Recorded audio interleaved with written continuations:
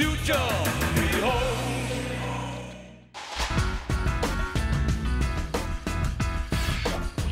My name is Baratunde Thurston. As a journalist and blogger, I've made it my business to keep my finger on the pulse of technological change. What's the world gonna look like in 2030? Get ready to see the future. Today, advertisers peddle everything from hamburgers to theme parks with promises of pleasure. They all want to push our secret buttons. Billions are at stake, and the business of grabbing attention has become a real mind game.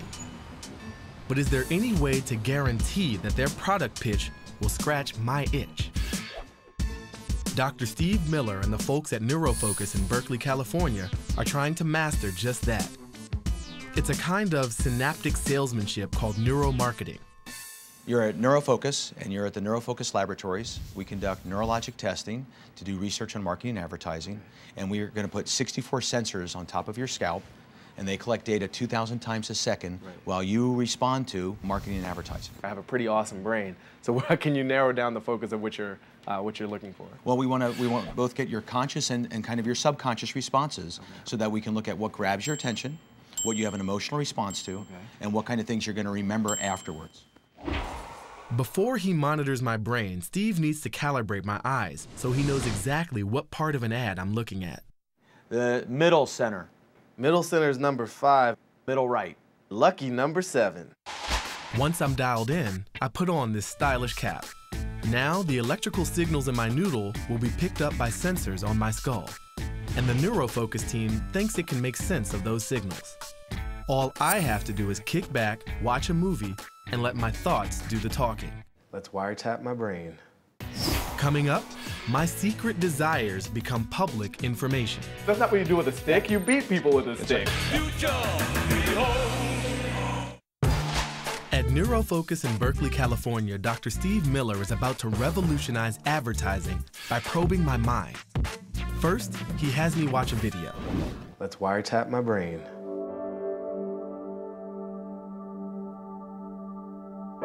The images and music stimulate my brain, and the sensors in my cap record my mental activity. Mapping out my thoughts and feelings means tracking different parts of my brain, none of which is easy to pronounce. When I focus on an image, 2 brain regions fire up, the lateral prefrontal cortex and the occipital cortex. If an image elicits an emotional response, the interior frontal gyrus and the amygdala start buzzing. When I store something in my memory, the hippocampus kicks into gear. Now, if all these areas are revved up at once, there's a good chance the images I'm seeing are making me feel pleasure. Steve now knows what it takes to turn me on. The whole experiment takes only 2 minutes. Cool. So tell me about the video. What kind of things do you recall? There was some really delicious scenes in there. The berries looked awesome. A lot of the people looked awesome, and they were pretty much having a great time. Unfortunately, awesome isn't quite enough to describe what went on in my head. So, for every image I saw, the computer recorded a corresponding read of my attention, my retention, and my emotional engagement. Attention tells it that I'm focused on the images and not nodding off. Retention measures how well I'll remember an image. And my emotional response suggests that I like what I saw well enough to buy it. And that's the bottom line, describing to the advertiser the precise combination of factors that will motivate me to shell out some cash. Some images illustrated basic pleasures, like delicious food. There's a network that deals with your recognition or thoughts, feelings about pleasure. Kind of that early man, that primitive component that deals with... food, fight, shelter, food. Right. Yeah. So are you saying I'm primitive? Well, everybody has a primitive component. Okay. Right? We still have to make sure that we eat. True. Right? Other images were more nuanced. They require context to understand and would only suggest pleasure to a modern man who needs a vacation. So I can derive pleasure from both the primitive and the more complex. And you're able to tune in to the different channels, maybe in the different areas of my brain to help kind of tease out what I derive more or less pleasure from. Absolutely, yeah. Okay. I would love to bring a primitive man into your lab, hook this awesome hat up to him, and see how he reacts to the concept of vacation. Yeah, golf. That's right. Or golf. Yeah. Like, what are you doing? That's not what you do with a stick. You beat people with a stick. right. The system doesn't just measure the obvious pleasures. With work, it can pin down very specific desires. I may not beat people with sticks, but this thing has got me pretty dialed in. If I wanted to individualize a communication for you, obviously I could go with the kind of the dessert tray. You know, That's an ideal video frame for me. By knowing precisely what fascinates and delights us, advertisers can tailor their messages to answer the exact yearnings or aspirations that will turn us into customers.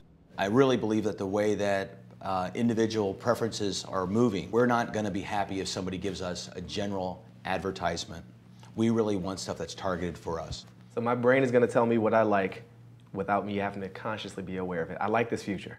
Of course, there's a darker side to all this. With the power to make us act, this pleasure principle can be used by those who control it to manipulate our minds into fulfilling their dreams instead of our own. Today, when we walk down city streets, we can tune out most of the messages that bombard us. But 20 years from now, they may not be so easy to ignore. If they've got our number, resistance may be futile. When I was 12 years old, I used to love skateboarding, but I'm not 12 anymore, and my likes and dislikes have gotten a lot more complicated. Companies like NeuroFocus are using the latest in neuroscience to tap directly into the brain and determine just what it is we like and how we respond to the world around us, whether it's attention, emotional response, or our ability to remember. Now, this is in advertisers' and marketers' dreams, and naturally, they're the ones financing it today, but tomorrow, we're looking at opportunities in education to customize lesson plans to make learning fun. We're looking at opportunities to make my selection of dinner or music more fun on top of that. A world that's governed by always-on access to our brain's truest insights into likes and dislikes is one that's more personalized, more customized, and hopefully, more pleasurable. The future of pleasure is hot. We'll play better music because of robots, and life will taste a bit sweeter because of a berry.